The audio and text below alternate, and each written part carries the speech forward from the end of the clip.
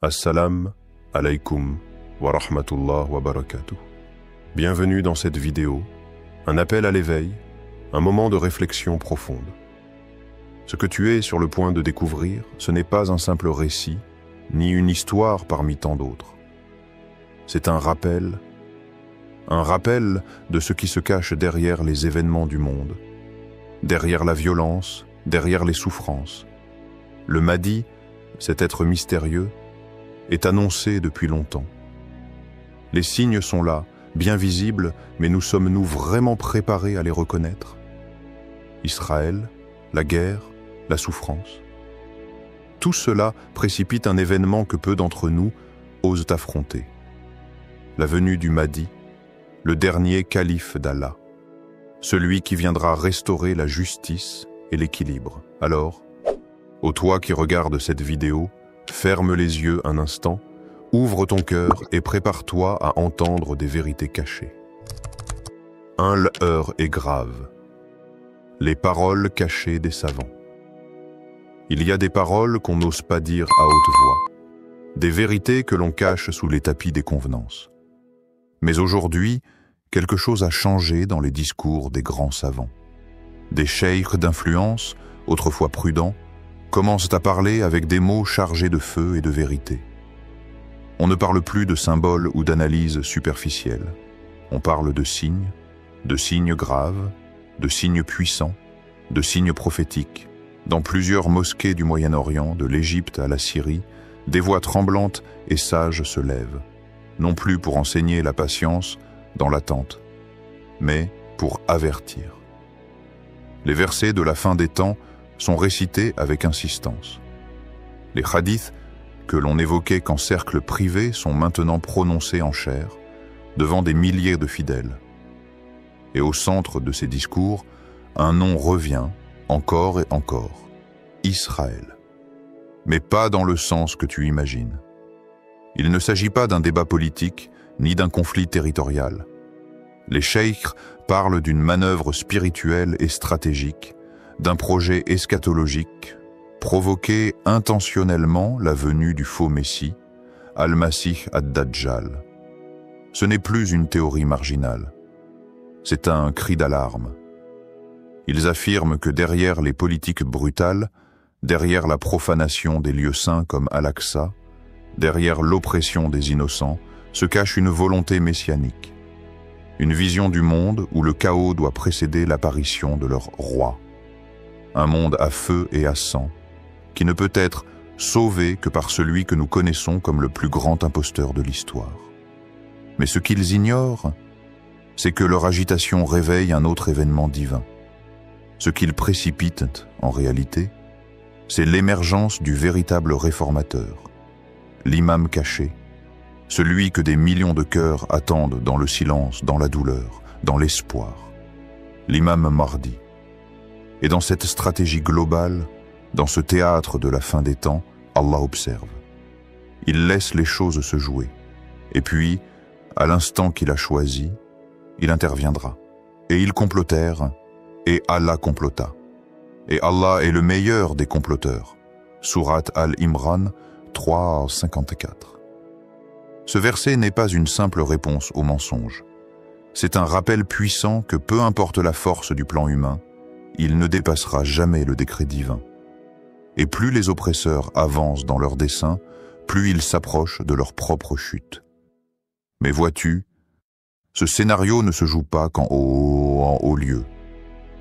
Il se joue aussi dans ton cœur.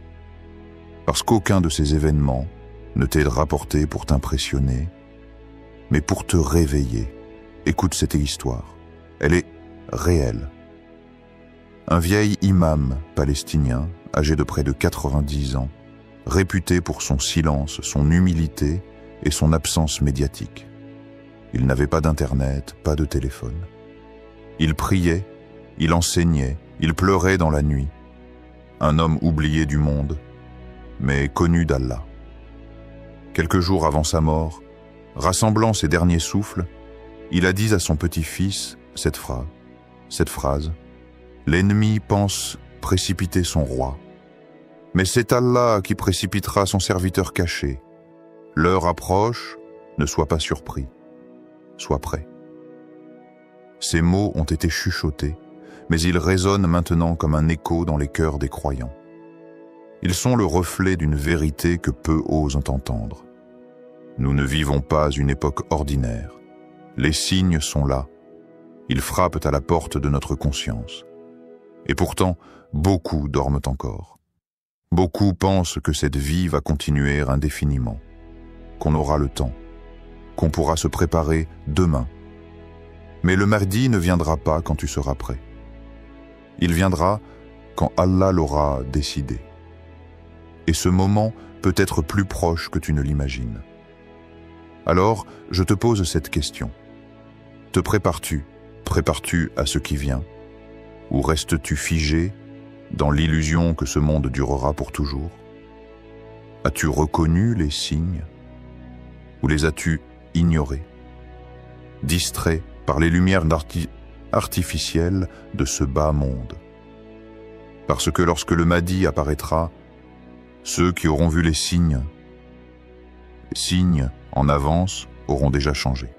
Les autres, eux, seront pris de panique, car leur cœur n'était pas prêt. 2. Le plan derrière le chaos. Et si tout était intentionnel? Le monde saigne, et personne ne semble vouloir le soigner. Chaque jour, les images s'accumulent. Des enfants couverts de poussière, des femmes hurlant au milieu des gravats, des mosquées en ruine. À force, certains ne regardent plus. Ils font défiler. Ils zappent. Car voir l'horreur trop souvent, ça finit par engourdir le cœur. Mais il y a une question qu'on n'ose pas poser. Pourquoi est-ce que ça continue? Pourquoi cette douleur semble orchestrée, répétée, presque chorégraphiée? Est-ce vraiment un enchaînement de guerres malheureuses, de conflits isolés, d'erreurs diplomatiques? Ou est-ce que tout cela suit un script invisible, une stratégie millénaire qui dépasse la simple logique humaine? Regarde attentivement. Les tensions ne cessent de grimper. Pas seulement en Palestine, mais partout, en Syrie, au Yémen, au Liban, en Irak, au Soudan. Et même en Occident, la société se fissure. Familles divisées, identités brouillées, repères spirituels détruits. Tu ressens cette fatigue collective? Ce malaise qui flotte dans l'air comme une odeur de brûlé? Ce n'est pas qu'une coïncidence. De plus en plus de penseurs, d'analystes, et même de savants religieux osent aujourd'hui dire ce que beaucoup pensaient en silence. Le chaos est intentionnel. Pas dans le sens paranoïaque d'une théorie du complot, mais dans le sens d'un plan mystico-politique, profond, ancien et froidement calculé. Un plan qui consiste à briser les peuples, à affaiblir les croyants, à éteindre la foi, pour enfin proposer une solution à ce désordre. Une solution qui serait en réalité la domination totale, mentale, spirituelle, politique. Mais pour qu'un tel plan fonctionne, il faut que les gens soient désespérés. Il faut qu'ils perdent tout, qu'ils hurlent vers le ciel sans réponse. Et c'est là que les choses basculent. Car dans les ténèbres, une lumière commence à percer. Les cheikhs le disent de plus en plus. Le chaos qu'ils provoquent ne fera pas émerger leur Messie, mais le nôtre. Celui qui est promis. Celui dont les anciens récits disaient qu'il ne viendra que lorsque l'injustice aura recouvert la terre comme une nuit sans lune. Et aujourd'hui, regarde autour de toi. Regarde les injustices, les peuples écrasés, les orphelins abandonnés, les dirigeants corrompus, les lois perverties, l'adoration du faux, le silence des masses. Ne sommes-nous pas en train d'atteindre ce seuil? Et nous voulions favoriser ceux qui avaient été opprimés sur terre et faire d'eux des guides et les faire héritiers. Sourate Al-Qasas 28.5. Ce verset ne parle pas seulement du passé. Il parle du cycle éternel de la justice divine. Lorsque l'oppression atteint son paroxysme, Allah choisit parmi les opprimés ceux qu'il élèvera. Et si ce temps était maintenant? Et si dans les ruines, une génération était en train de naître? Une génération brisée, mais lucide, humiliée, mais déterminée, appauvrie, mais guidée. Une génération qui entend, au fond de son cœur, une voix différente. Une voix qui ne vient ni de l'écran, ni des réseaux, ni des politiciens, mais une voix intérieure, ancienne, presque oubliée, la voix de la vérité. Écoute cette histoire. Un jeune homme syrien, réfugié dans un camp depuis l'âge de 13 ans, en racontait ceci à un médecin venu distribuer de l'aide. Chaque nuit, je rêve d'un cavalier vêtu de blanc qui traverse les ruines. Il ne parle pas. Il ne regarde personne. Il passe lentement. Mais dès qu'il apparaît, tout s'arrête. Plus de bombes, plus de cris, juste une paix étrange. Il revient dans mes rêves depuis que mon frère est mort sous les décombres. Le médecin a voulu lui dire que ce n'était qu'un rêve, une invention de son esprit pour supporter le traumatisme. Mais au fond de lui, il a su, ce n'était pas un rêve, c'était un appel symbolique, un écho, un signal de l'invisible. Ce cavalier, c'est peut-être le Mahdi, pas encore révélé, pas encore proclamé, mais déjà pressenti, déjà ressenti, déjà aperçu, dans les cœurs purs, dans les âmes douloureuses, dans les rêves des innocents. Et toi qui écoutes, tu crois que tout ce que tu vois est le fruit du hasard? Crois-tu vraiment que toutes ces guerres, toutes ces douleurs, toutes ces confusions ne sont que des accidents politiques? Ou bien sens-tu au fond de toi qu'un basculement approche, qu'une force se réveille, qu'un voile est en train de tomber? Et toi, que feras-tu si le Mahdi apparaît demain? Pas dans 10 ans, pas dans un conte, mais demain. Seras-tu prêt à abandonner tes habitudes, ton confort, ton mode de vie, pour suivre un guide que le monde rejettera? Ou préféreras-tu ta routine, ton écran, ton paix sociale, temporaire, en fermant les yeux sur la vérité? 3. Les signes ne mentent pas. Tout converge vers un seul point. Le monde, dans sa grande diversité, est comme une tapisserie infinie. Chaque événement, chaque rencontre, chaque souffle de vent fait partie d'un ensemble mystique, d'un puzzle dont les pièces s'assemblent, lentement, sans que nous en ayons toujours conscience. Mais à ceux qui savent regarder, à ceux dont le cœur est ouvert, les signes d'Allah sont là, visibles et indiscutables. Les savants du passé ont toujours averti. Ils ont parlé des signes avant-coureurs, des indices qui s'amoncellent comme des nuages lourds annonçant la tempête. Aujourd'hui, ces signes se manifestent avec une telle clarté qu'il devient impossible de les ignorer.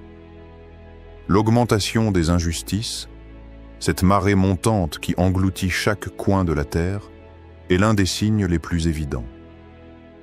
Où que tu regardes, tu vois la souffrance. La misère des peuples opprimés, des innocents massacrés, des droits bafoués. Dans la plupart des cas, cette oppression est orchestrée par ceux qui se considèrent au-dessus de tout. Les injustices s'accumulent, et avec elles, un sentiment d'impuissance, d'abandon. Et pourtant, Allah nous rappelle sans cesse que tout cela ne peut durer éternellement. Le renversement des valeurs, la perte du sens est un autre signe visible dans la société actuelle. Les principes qui autrefois guidaient les hommes, l'honnêteté, la fidélité, la piété, sont devenus des vestiges oubliés. À la place, le mensonge, la manipulation et la corruption régissent le monde. Ce retournement des valeurs humaines et spirituelles est un signe manifeste des temps qui viennent, comme une ombre grandissante sur l'horizon. Les conflits dans le monde islamique, particulièrement en Syrie, au Khorasan et en Palestine, se déroule sous nos yeux. Ces régions, bénies dans l'histoire et la mémoire collective des croyants, sont aujourd'hui les champs de bataille des forces du mal et des opprimés. Chaque jour, la souffrance s'intensifie et chaque jour, l'appel au secours des croyants devient plus urgent. Mais tout ceci est écrit, tout ceci est prévu. Ces conflits ne sont pas des accidents. Ce sont des pièces du puzzle qui doivent s'assembler avant l'événement final. Celui que nous attendons tous. L'arrivée du Mahdi. Enfin, et peut-être le signe le plus grave de tous, le déclin de la Oumma, cette grande communauté musulmane qui, autrefois, portait l'étendard de la justice et de la foi, est aujourd'hui divisée, affaissée. Les croyants semblent endormis, préoccupés par des préoccupations matérielles, par la politique, par l'illusion du confort terrestre. Ils ont oublié que la véritable richesse réside dans la connexion avec Allah et dans la foi pure. Il y a un vide, un silence. Ce silence étrange est celui de ceux qui savent, mais qui n'osent plus parler. Ils ont vu les signes, mais ils attendent que la Oumma se réveille. Mais certains cheikhs, ces hommes de foi, n'ont plus peur. Leur voix porte dans l'obscurité, comme des lampes allumées dans la nuit. Ils disent clairement, Israël ne fait pas que défendre, il déclenche. Et il déclenche quelque chose qu'il ne pourra pas arrêter. Ce qu'ils veulent faire, ce n'est pas qu'une simple action politique. Ils cherchent à précipiter un cataclysme qui les mettra en place. Mais ce qu'ils ignorent, c'est que ce cataclysme, c'est le début de la fin pour eux. Le monde entier sera pris dans le tourbillon de ce qu'ils provoquent. Mais en fin de compte, ce sont les croyants qui récolteront les fruits du chaos en la personne du Mahdi. Le jour où certains des signes de ton Seigneur viendront, la foi de celui qui n'a pas cru auparavant ne lui servira à rien. Sourate Al-An'am 6, 158. Ce verset est une révélation en soi. Il parle de ce moment précis où tout deviendra évident, où les signes seront si évidents qu'aucune personne ne pourra plus nier la vérité. Ce jour-là, ceux qui ont rejeté la foi, ceux qui se sont détournés des signes divins, ne pourront rien faire. Leur cœur sera trop dur, trop corrompu pour voir ce qui se dresse devant eux. Mais ceux qui ont su écouter, ceux qui ont su voir dans les ténèbres la lueur de la lumière divine, eux, ils seront prêts.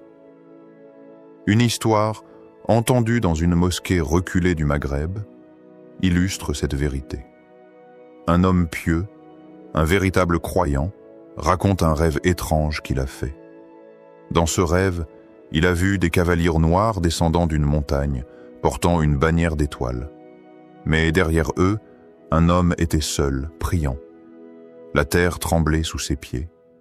L'imam, qui écoutait son récit, le regarda dans les yeux et lui dit « Ce n'est pas un rêve, c'est un rappel. » Ce rêve, cet homme le vivait chaque nuit. Mais c'était plus qu'un rêve. C'était un appel, un message, un signe de la présence de la vérité qui s'approche. Ce rêve n'était pas une simple vision. Il était une préfiguration de l'arrivée imminente du Mahdi, l'étoile, symbole du guide divin. Les cavaliers noirs, représentant l'injustice et la guerre qui marquent la fin des temps. Et l'homme seul en prière, celui qui se tiendra dans le calme, prêt à délivrer les croyants. Tout cela nous montre que les signes sont déjà là. Ils sont visibles si tu prends le temps de les chercher. As-tu appris à reconnaître les signes d'Allah? Ou es-tu devenu aveugle à force de trop regarder ce bas monde? Quand le Mahdi apparaîtra, quand la lumière du divin illuminera ce monde en ruine, seras-tu capable de reconnaître la vérité? Ou t'es-tu perdu dans les distractions du monde, te laissant engloutir dans l'oubli de ce qui compte vraiment? 4. Le réveil est proche. Le Mahdi est un espoir, pas une peur. Il ne s'agit pas d'avoir peur. Le Mahdi, cet être divin annoncé, n'est pas une calamité. Il n'est pas une vision apocalyptique. Non, sa venue est un rappel de la miséricorde d'Allah, une opportunité divine pour les croyants de revenir à lui, de purifier leur cœur, de redresser leur vie. C'est un appel, non pas à la destruction, mais à la reconstruction spirituelle. Un chemin vers la paix intérieure et extérieure. La peur n'a pas sa place dans ce message. Il est vrai que le monde tel qu'il est peut sembler effrayant. Les guerres, les injustices, les crises. Mais tout ceci, tout ce que nous vivons aujourd'hui, fait partie d'un grand dessein divin. Un dessein qu'Allah maîtrise parfaitement. Quand la violence semble toucher chaque coin de la terre, rappelle-toi que plus l'ennemi accélère, plus Allah active ses soldats invisibles. Il n'y a pas de force sur terre qui puisse surpasser la volonté d'Allah. Le Mahdi n'apparaîtra pas comme un messie entouré de mystères incompréhensibles. Il viendra parmi les gens simples, un homme de foi, de vérité pure, qui ne demandera jamais à être adoré. Il appellera à l'unicité d'Allah, à la justice, à l'égalité et surtout à la paix sous l'étendard divin. Un guide pour ceux qui cherchent à retrouver le droit chemin, loin des illusions du monde. Sa venue sera un acte de grâce, un acte de miséricorde d'Allah envers ceux qui ont su attendre, ceux qui ont su prier, ceux qui ont su se repentir. Ô vous qui avez cru, répondez à Allah et aux messagers lorsqu'ils vous appellent à ce qui vous donne la vie. Sourate Al-Anfal, 8-24. Cette parole du Saint-Coran nous appelle à répondre positivement à l'appel divin. Répondre à Allah, c'est répondre à la vie. Ce n'est pas une vie remplie de désirs futiles ou de distractions mondaines, mais une vie d'authenticité, de piété et de sincérité. C'est une vie qui se tourne vers lui, qui se purifie, qui cherche à faire grandir la lumière dans son cœur. Tout comme le Mahdi fera grandir la lumière dans le monde lorsqu'il viendra. Une histoire, entendue au cœur de Gaza, nous rappelle l'espoir inébranlable de ceux qui vivent dans l'attente de ce grand événement. Une femme âgée de Gaza, dont le fils est mort en martyr, ne pleure pas. Elle dit « Mon fils est mort martyr. Mais je ne pleure pas. Je sais qu'un jour, un homme viendra. Il rendra justice. Je prie chaque nuit qu'Allah me donne 1 heure de plus, juste pour voir son visage. » Cette femme ne pleure pas comme beaucoup d'autres, car son cœur est rempli d'espoir. Son fils, martyr, n'a pas souffert pour rien. Son sacrifice, comme celui de tous ceux qui souffrent, est inscrit dans un grand plan. Elle sait qu'un jour, le Mahdi viendra, et ce jour-là, la justice régnera sur cette terre. La paix viendra enfin, et ceux qui ont été opprimés, ceux qui ont sacrifié leur vie, verront la justice d'Allah se manifester. Es-tu prêt à changer ta vie dès aujourd'hui, à te préparer à ce grand moment? Le Mahdi viendra, mais es-tu prêt à faire partie de ceux qui marcheront à ses côtés quand il apparaîtra? La réponse à cette question dépend de toi. Elle dépend de ta préparation intérieure, de ton retour sincère vers Allah. Ce n'est pas dans l'attente passive que tu te prépares, mais dans l'action et la transformation de ton âme. Si tu désires marcher avec lui, prépare-toi dès maintenant.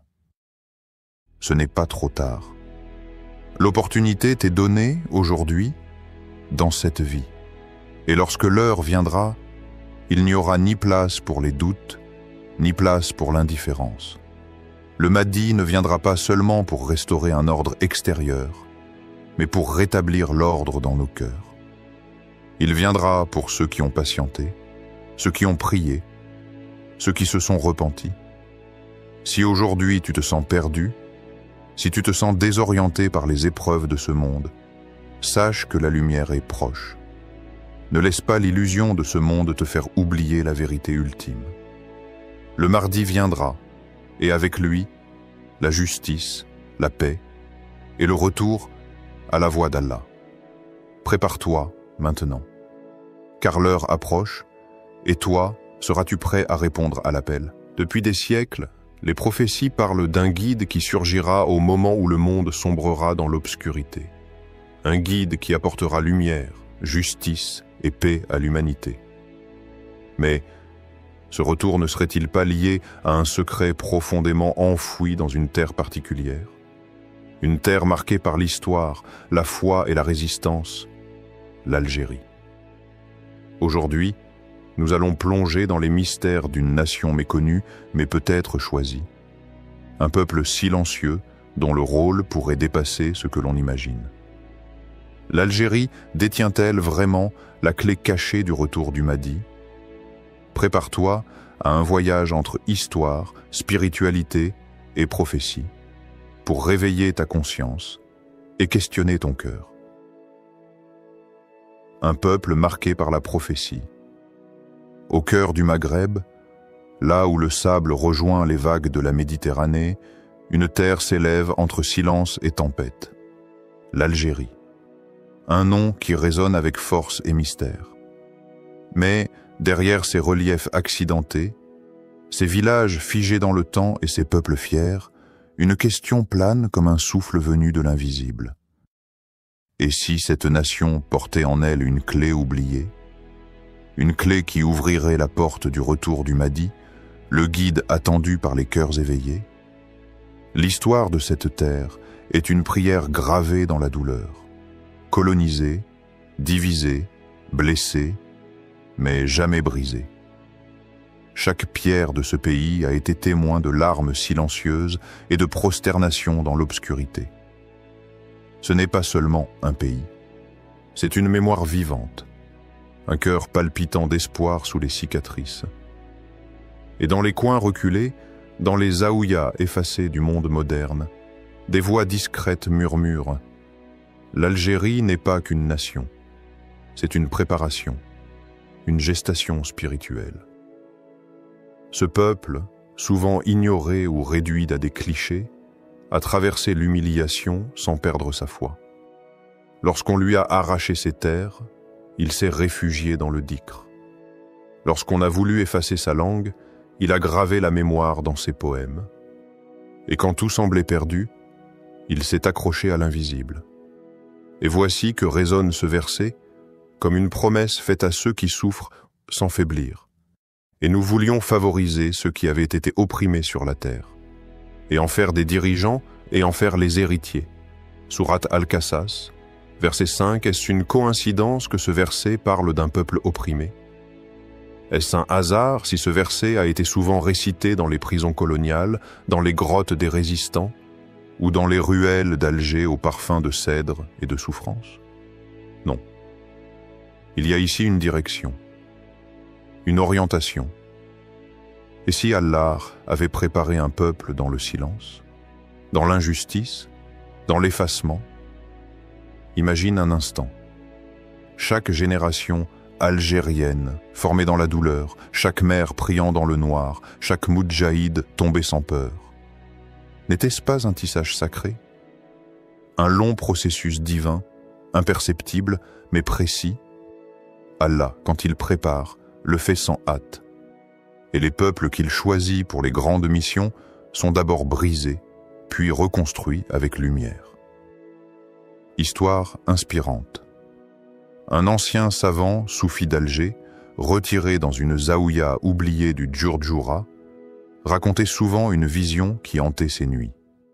Il disait « Une nuit, entre veille et sommeil, je vis un homme en blanc. Son visage était caché par une lumière douce. Il me prit la main et m'emmena sur un mont. C'était l'Aurès. Là, le vent soufflait comme un chant ancien. Il me dit « Écoute, car ici, la voix du temps parlera à nouveau. » À son réveil, il sut que ce n'était pas un rêve ordinaire. Depuis ce jour, il pria chaque nuit pour que les jeunes du pays n'abandonnent pas leur foi, car il disait « Le peuple qui endure sans se corrompre, Allah le façonne pour porter un secret. » Et toi, qui écoutes, t'es-tu déjà demandé pourquoi ce peuple continue de vivre avec autant de feu dans le cœur, malgré les trahisons, les crises et les silences du monde? Pourquoi, Alors qu'il pourrait se perdre, il revient toujours vers sa spiritualité, vers ses montagnes, vers ses prières. Pourquoi les anciens continuent-ils de dire que le désert parle encore, que la nuit tombe mais ne s'éteint jamais vraiment sur cette terre? Et si la réponse se trouvait dans cette attente sacrée?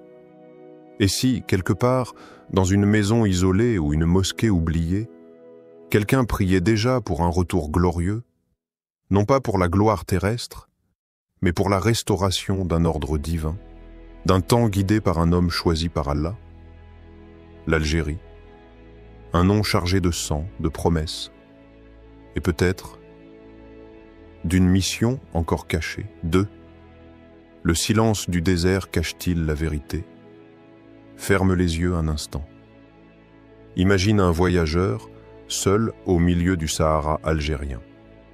Le sable s'étend à perte de vue, brûlant de jour, glacé de nuit. Mais lui, il n'a pas peur. Il ne cherche ni oasis pour sa soif, ni trésor pour sa richesse. Il cherche un signe. Ce n'est pas un fou, c'est un éveilleur. Quelqu'un que le monde moderne appellerait étrange, mais que les anciens reconnaîtraient comme un chercheur de vérité.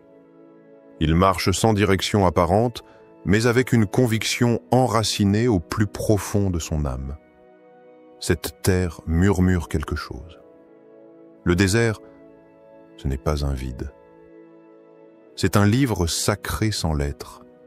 C'est une parole silencieuse. Il ne parle pas avec des mots, mais avec la patience.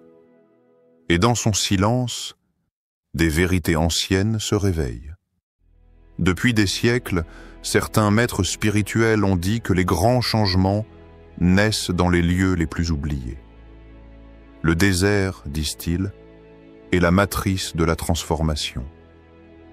Le Mahdi, le guide attendu, selon certaines traditions ésotériques islamiques, passerait par une terre aride, isolée, mais formée pour l'éveil, une terre qui enseigne par l'épreuve. Et dans les cercles des voyants, des conteurs et des ermites du sud algérien, cette question revient, obsédante. Et si c'était ici? Et si les grandes destinées ne naissaient pas dans les capitales, mais dans le silence du sable? Il y a un mystère qui entoure le sud algérien. Insalar, Tamanrasset, Djanet, ce ne sont pas seulement des lieux, ce sont des portails, des endroits où le monde visible et l'invisible se croisent. Là où les montagnes semblent parler, là où la lune descend plus bas pour écouter les prières, là où des hommes prient seuls, loin des réseaux, loin des projecteurs, mais si près de l'essentiel. Et ce verset nous vient à l'esprit comme un murmure divin. Ceux qui croient et émigrent pour la cause d'Allah et combattent dans le sentier d'Allah avec leurs biens et leurs personnes auront la plus haute situation auprès d'Allah. Sourate At-Tawbah, verset 20. Ceux qui émigrent intérieurement ou extérieurement vers la lumière. Ceux qui combattent sans armes, mais avec leur patience, leur foi et leur sincérité. Et si ces gens-là étaient déjà là, préparés sans savoir pour la grande mission? Pose-toi cette question. Pourquoi ces régions, souvent délaissées par les médias et les politiques, continuent-elles à respirer une foi authentique, pure, presque intacte? Pourquoi trouve-t-on encore dans ces endroits des visages illuminés par la prière, des voix qui récitent le dhikr dans la nuit noire, et des regards qui semblent avoir vu au-delà? Petite histoire. Un vieux Touareg d'Insalah racontait à ses enfants, autour d'un feu tremblant, une histoire que peu oser un contredire. Un soir, alors que le vent caressait les dunes comme une prière, un homme est venu. Il ne parlait presque pas. Il avait un regard immense, profond, comme un puits sans fond. Il campa près de notre village. Il pria toute la nuit, sans dormir, et au matin, il avait disparu. Mon grand-père disait de lui. Ce n'était pas un homme ordinaire. Il venait du futur, ou du destin. Depuis ce jour, ce vieux Touareg dit à chacun de ses petits-enfants, « Lorsque le vent souffle à travers les montagnes, écoute, peut-être que cet homme parle encore. Et si ce voyageur mystérieux n'était que l'un des nombreux messagers du destin, préparant le terrain pour quelque chose de plus grand? Et si, dans le silence du désert, Allah formait les 313 compagnons, ceux qui marcheront avec le Mahdi dans la lumière de l'aube nouvelle? Et si certains de ces hommes et femmes vivaient déjà là, inconnus du monde mais reconnus par les cieux? Le désert algérien n'est pas vide. Il est plein de secrets, de prières non entendues, de pas effacés par le vent mais inscrits dans l'invisible. Et peut-être que la vérité la plus pure se cache là où personne ne regarde. 3. Le feu, les révoltes et l'éveil du peuple. Regarde bien l'histoire moderne de l'Algérie. Ce n'est pas un simple récit de dates et de dirigeants. C'est une suite de douleurs, de luttes, de blessures et de dignité. Chaque génération a porté une part de ce feu. Chaque époque a eu son combat. La colonisation a tenté d'arracher la langue, la foi, les racines. Mais au lieu de soumettre, elle a réveillé un volcan. Des hommes et des femmes sont morts, non pas pour un drapeau seulement, mais pour l'honneur, pour la lumière, pour l'avenir. Puis, après les cris de la guerre, est venu le silence. Un silence lourd, celui qu'on entend après une tempête, quand on compte les absents. Mais malgré ce silence, le peuple n'a jamais cessé de réclamer la justice. Il a crié à nouveau, il s'est relevé, il a marché, encore et encore. Et chaque pas disait au ciel, on n'a pas oublié, on n'a jamais dormi. Les révoltes ne naissent pas du hasard. Elles sont l'écho d'une douleur profonde. Mais certaines douleurs sont des appels d'en et haut. Et là, une question surgit dans nos cœurs. Et si ce peuple faisait partie de ceux que les temps de la fin avaient choisis? Et si sa souffrance, sa rage, son courage étaient les signes d'une préparation divine? Écoute bien ce verset, qui semble avoir été écrit pour ces moments. Ne pense pas que ceux qui meurent dans le sentier d'Allah soient morts. Non, ils sont vivants auprès de leur Seigneur, bien pourvus. Sourate Al-Imran, verset 169. Alors tous ces jeunes tombés dans la rue, tous ces innocents partis sans justice, et même ces anonymes disparus dans l'ombre de l'histoire, sont-ils morts pour rien? Ou ont-ils pavé la route d'un temps plus grand que nous ne voyons pas encore? Le Mahdi, selon les traditions, ne viendra pas pour les endormis. Il viendra pour ceux dont la douleur est devenue lumière, pour ceux qui se lèvent quand tout s'effondre, pour ceux que la souffrance forme sans les briser. Et si ce peuple était déjà en train d'être épuré?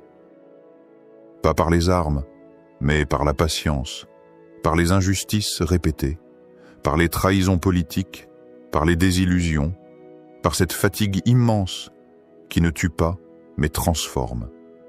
Et si l'Algérie n'était pas seulement une terre blessée, mais une terre initiée, histoire contemporaine. Pendant les marches du Irak, un vieil imam marchait lentement au milieu des jeunes. Pas de slogan, pas de pancarte, seulement sa voix douce, récitante, presque effacée dans la foule. Il disait « Celui qui se lève pour Allah prépare la route au guide caché. » Les gens le regardaient, intrigués. Il n'était pas là pour la politique. Il ne visait aucun siège, aucun parti. Il marchait avec une foi pure. Et quand on lui demandait pourquoi il était là, il répondait simplement « Je sens un parfum de fin des temps dans l'air du peuple. » Ce parfum, c'était peut-être celui d'une promesse oubliée, celle qu'un jour, un peuple humilié se relèverait, celle qu'un jour, les épreuves ne seraient plus des malédictions, mais des étapes vers la mission. Et si l'Algérie n'était pas en chaos, mais en gestation, un peuple qui tombe mais qui refuse de rester réussi au sol, un peuple qui pleure mais dont les larmes deviennent flammes, un peuple qui crie mais dont le cri brise les chaînes de l'invisible. Alors regarde encore, regarde ce feu dans leurs yeux, regarde ces drapeaux levés dans la douleur, et demande-toi, est-ce là l'éveil d'un peuple ordinaire, ou l'appel d'un peuple que le Mahdi reconnaîtra parmi les siens? 4. La sagesse oubliée des anciens. Il fut un temps que les livres d'histoire ne racontent pas, un temps qui vivait dans les voix, pas dans les pages, dans les montagnes de Kabylie. Les soirées d'hiver étaient sacrées. Autour d'un feu lent, les anciens parlaient et les enfants écoutaient. Mais ce n'étaient pas de simples histoires. C'étaient des chants, des prières cachées sous des mots simples, des sagesses soufflées comme un secret au creux de la nuit.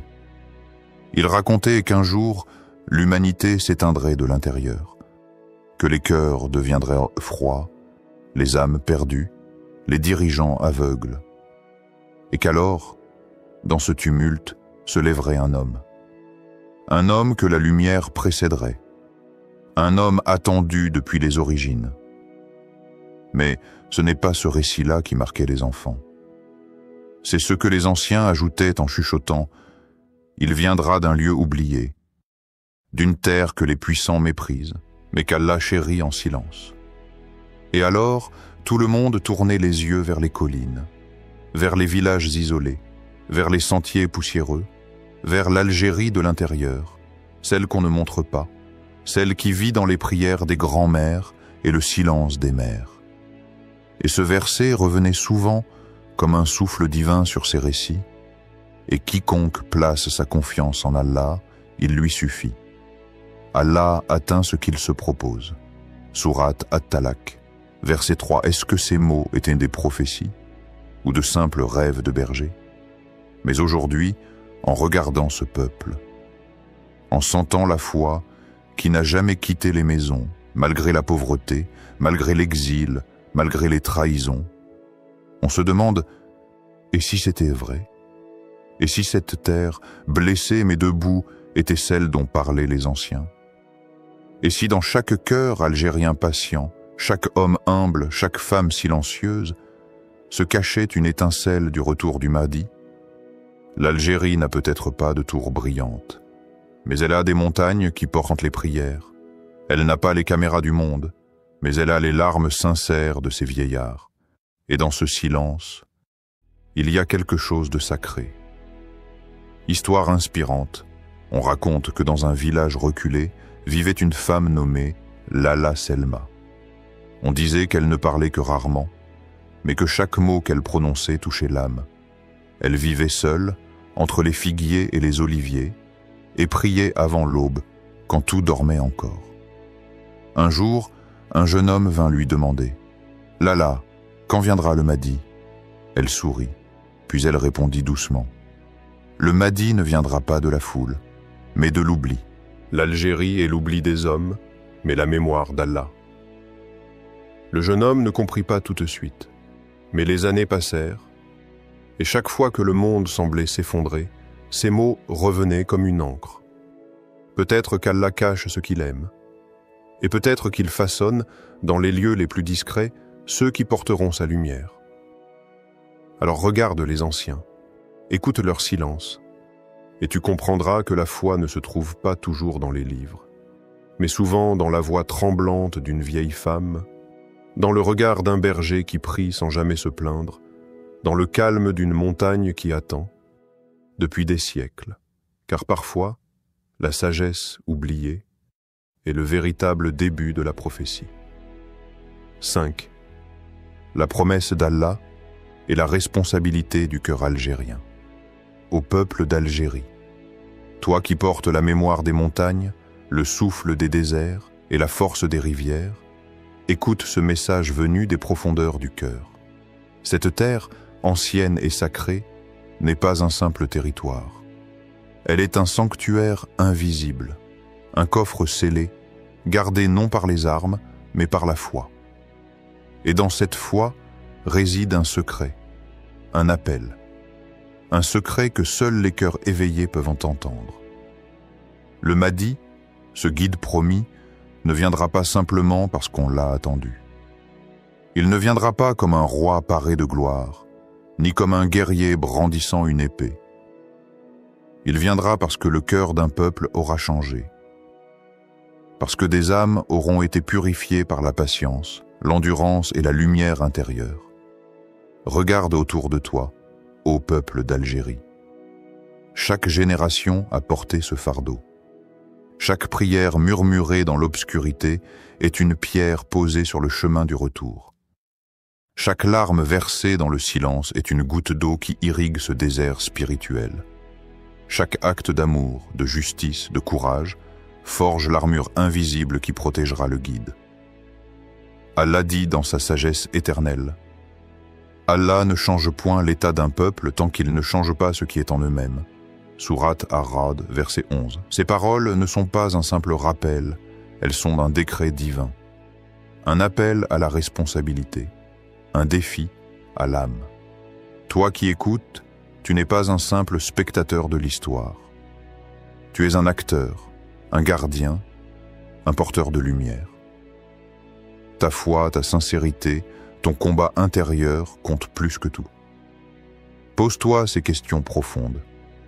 Es-tu prêt à purifier ton cœur pour recevoir la lumière du guide? Es-tu capable de te détacher de ce monde, de ses illusions, pour embrasser la vérité? Et si ta prière, ta sincérité, ton éveil était la clé qui déclenchera le retour du Mahdi, c'est dans cet éveil, cette pureté que le mystère se dénouera. Ce n'est pas dans la force des armes, ni dans le tumulte des discours, mais dans la paix intérieure, dans l'humilité, dans la foi silencieuse. Ô Allah, accorde à ce peuple la force de se purifier. Éveille les secueils, se soupit. Prépare les âmes à accueillir le guide tant attendu. Fais de chaque Algérien un phare de lumière dans la nuit du monde. Et toi, spectateur, garde ces paroles près de ton âme. Car le secret ne se trouve pas dans les livres, il est gravé dans la foi sincère. Il repose dans le souffle de chaque prière. Et il attend que tu sois prêt. Le mystère demeure. Mais une chose est certaine. Le véritable retour ne se produit pas à l'extérieur. Il commence dans le cœur des hommes et des femmes prêts à changer, à se purifier, à s'éveiller. L'Algérie, avec ses blessures et sa foi, pourrait bien être cette clé silencieuse que le destin a forgée dans l'ombre. Alors, à toi qui as écouté jusqu'ici, la question demeure: es-tu prêt à ouvrir ton cœur et à préparer le chemin du guide? Car le Mahdi ne viendra pas à ceux qui l'attendent passivement, mais à ceux qui se préparent avec sincérité. Que la paix et la lumière accompagnent ton chemin.